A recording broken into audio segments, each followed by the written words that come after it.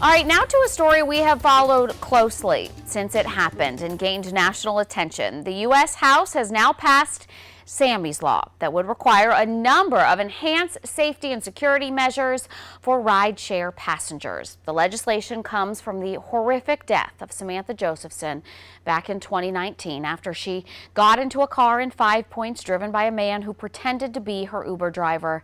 That man then violently killed her. The law would require every rideshare company to have a digital system that enables passengers and drivers to identify each other. It also prohibits the sale of any signage that is designed to help identify a rideshare vehicle unless that sale is authorized by the company.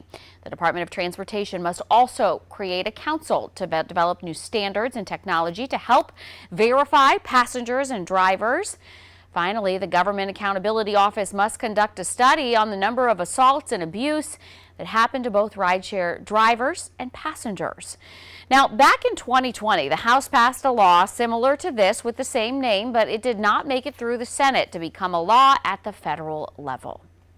For some background, Josephson was a 21-year-old senior at USC when police say she was kidnapped and killed in March of 2019. She was seen on surveillance video getting into an unmarked car in 5 Points. Police say she thought the vehicle was her Uber. The car belonged to 24-year-old Nathaniel Rowland, who posed as a rideshare driver.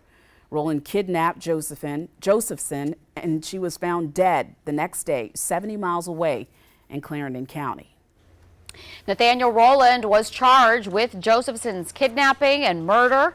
Back in 2021, Rowland was found guilty and sentenced to life in prison for Samantha Josephson's death. During the trial, we learned that Samantha was stabbed more than 120 times, with Judge Clifton Newman calling it one of the most heinous crimes he had ever seen.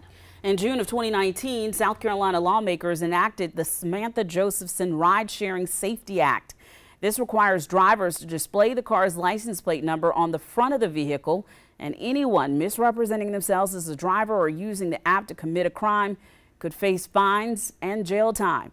North Carolina and New Jersey both passed similar laws.